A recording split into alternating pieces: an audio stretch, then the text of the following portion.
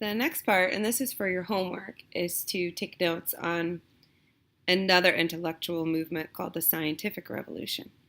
And this revolution is going to happen from about 1543 and lead all the way into the 18th century.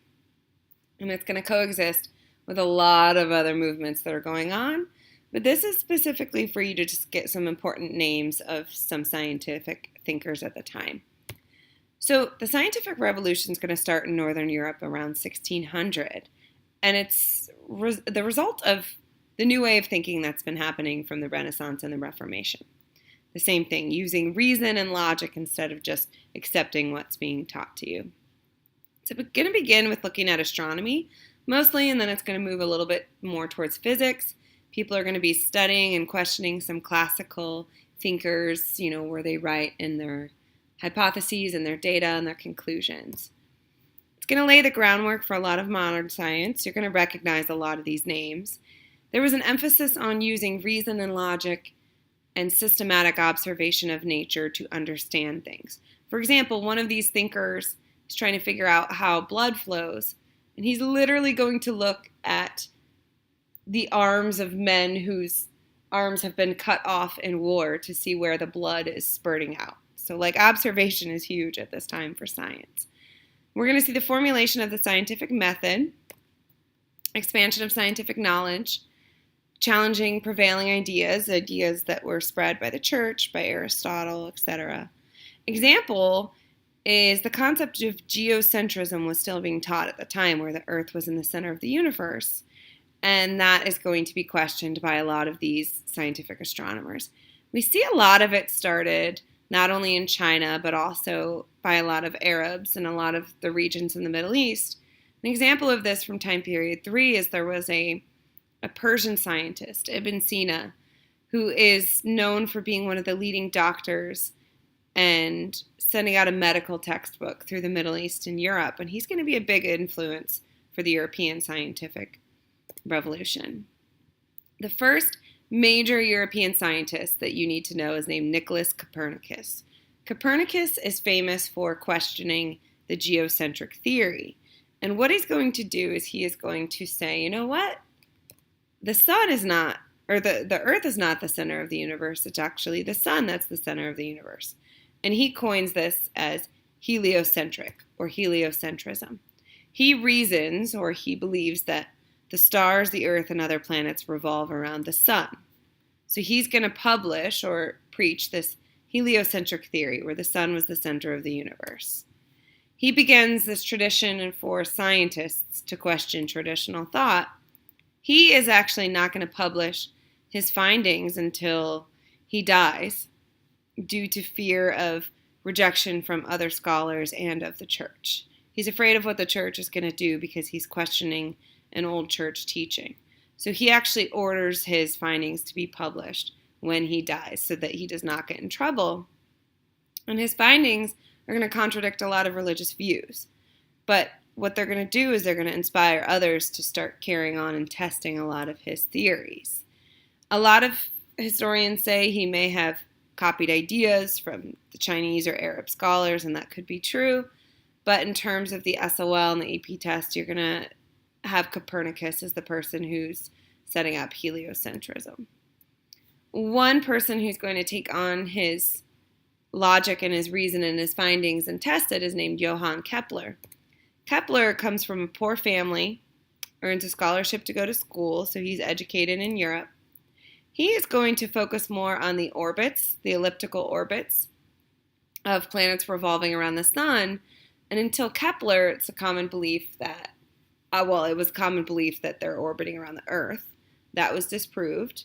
So now we know they're revolving around the sun.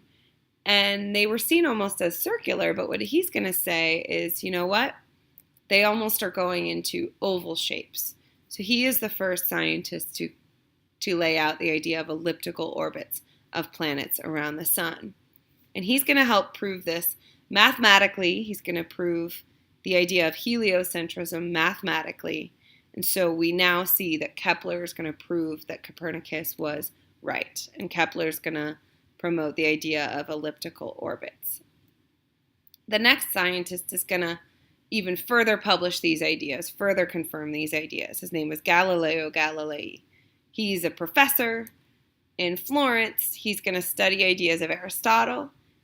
Like Aristotle said, the pendulum swings at a slower pace as it approaches its resting place. And Galileo says the pendulum is going to swing at the exact same pace and it's not going to rest.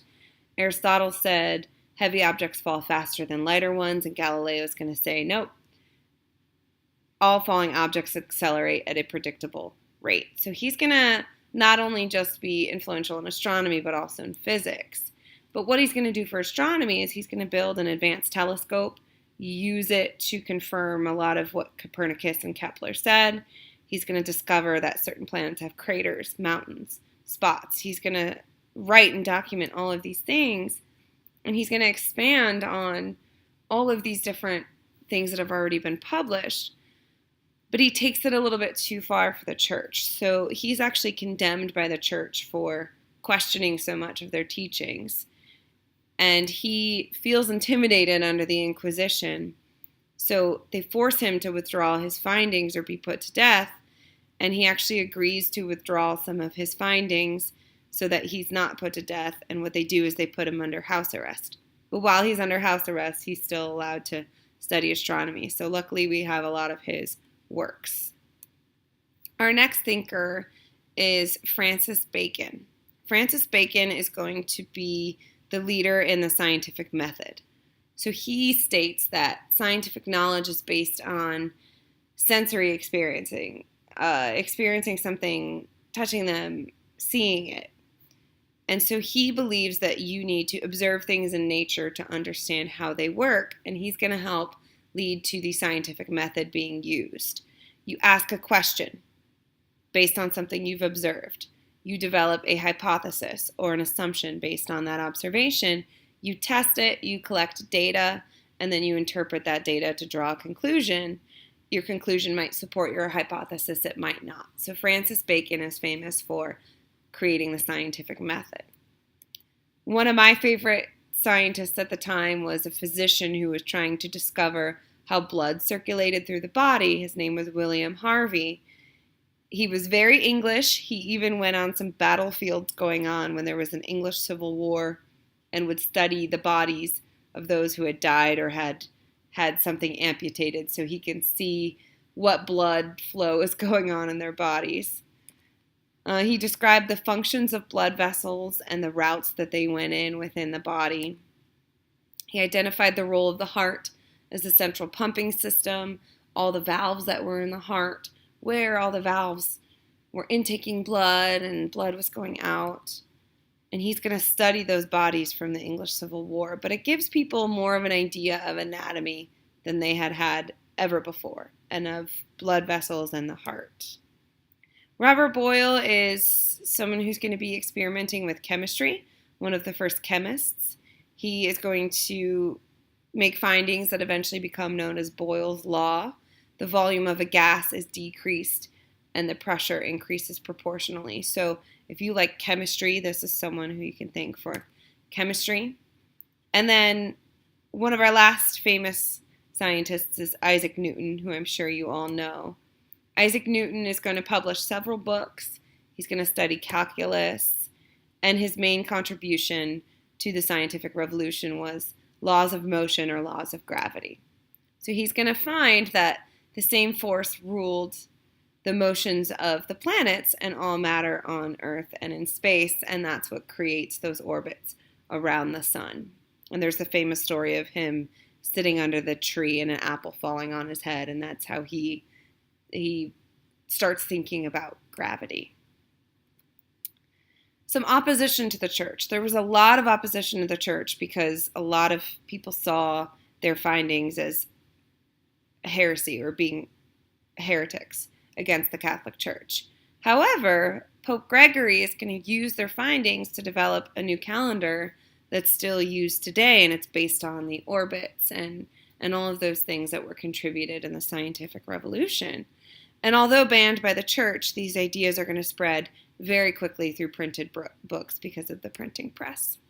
So in terms of the big picture for the scientific revolution and overall for this intellectual revolution, we're going to see human reason being used on a broad scale to challenge traditional ideas. People are going to start to broaden their horizons about the world, think about the world, rather than just accept what they're told. The Renaissance and the scientific revolution are going to make Europe the leaders in intellectual achievement in the earliest modern period. Again, they get a lot of their ideas from China and the Middle East, who influenced them, but at this time, we're going to see a lot of their movements being the most influential. The following movements are going to occur in this time period with connections to each other.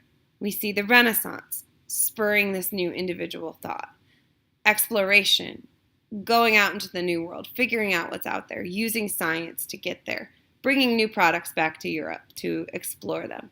The Reformation, where we start to see the church being questioned and changing, and new religions forming and religious tolerance being created. Scientific revolution, where we see people using reason and logic to test their questions. Colonization, we're going to talk about later on in the unit, where we see the European nations colonizing all of these different regions and spreading these ideas. Absolute monarchs are going to start taking power. The Reformation's going to let this happen because the Pope doesn't have that power anymore, and monarchs can now have more control over their nations. And finally, a bridge that we're going to do between time period 4 and time period 5 is the Enlightenment. It's more philosophical questioning that's going to happen, and you'll see how that is going to influence the revolutions that we're talking about in time period 5. So that is it for the cultural changes of Europe in this time period. If you have any questions, you can just let me know. We can talk about it in class. I want to do whatever helps you guys feel successful.